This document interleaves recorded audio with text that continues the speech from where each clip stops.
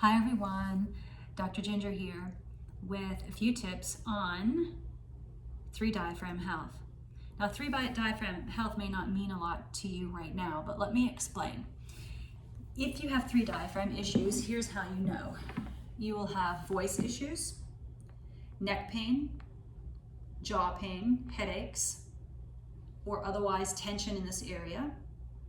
You will have breathing problems. For example, you should be able to inhale for at least 6 seconds with no tension in this area. If anything tightens in this area, that means you have a three diaphragm health problem and it needs to be addressed. If you have any tightness in this area, that also means that you could have some three diaphragm issues. If you have any pelvic pain, leakage, pain with intercourse, inability to wear tampons, for example, back pain, hip pain, and pelvic organ prolapse. Those are just a smattering of things that you could have problems with. Then that's a three diaphragm problem. It means that your therapist should be looking at all three diaphragms and treating all of them, as well as looking how the voice impacts the pelvic floor. So today, what I wanted to go through is just a little bit of how tension here can be connected to the diaphragm. If you're unable to take that 6-count inhale, then that is indicative of, like I mentioned, that three diaphragm issue. If you are having tightness and jaw pain in this area, there is one way you can dig into it now. Now, there are many other points, but this is just one of them. And it's called the pterygoid. There are two, medial and lateral. If you close your mouth entirely, then it closes down that space. If you open the mouth, like say 1 finger width of space between the teeth, it opens this, what's called a mandibular notch.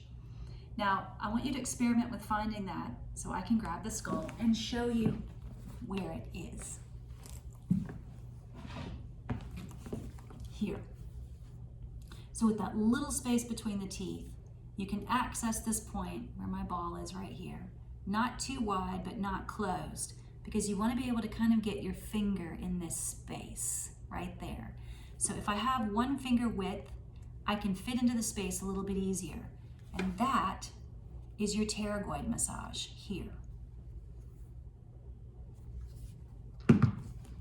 So when you're doing that, you're just finding that notch space between the teeth, and then little circles, or if you're not doing circles in each direction, just compression. And you want to be able to really master breathing. So it should be a belly breath or a rib cage breath. The second thing that you want to look at, so that's your pterygoid massage, like pterodactyl, right? Because of the shape of them. That's your pterygoid massage. The other thing that you want to work on to help with that three diaphragm health is ribcage expansion. Inhaling out to the side, not forward, but out to the side, and exhaling. It seems really simple. It's called bucket handle breathing. I also call it umbrella breathing. So if you want to find that video of umbrella breathing on YouTube that I do, that would be super helpful. It is your next step. And the third thing that you can do is to begin to open up the rib cage and pelvic floor in that area, which can again help free the voice. So you have a nice speaking or singing voice and free up your diaphragm and your pelvic floor. And that's called lateral child's pose. When you do lateral child's pose, it's not just your regular old garden variety child's pose. This is a medical therapeutic yoga pose. And your knees are apart here, okay? If you can't bend your knees all the way and your ankles all the way, totally not a problem. I want you to build yourself up a little bit so that it's more of a high child's pose. You can even put blankets and pillows underneath you to really support you. Then you're going to take your left hand over your right fingers, interlace them, and stretch the arm out as far as you can as you walk from the midline as far over to the side as you want to go. And then rest your head on the bottom arm so that I can look under, right? This way. And then begin to, let me get my shirt out of the way here, create some space and really breathe like fish gills opening. Okay, I call it a fish gill breath too. Breathe into that side.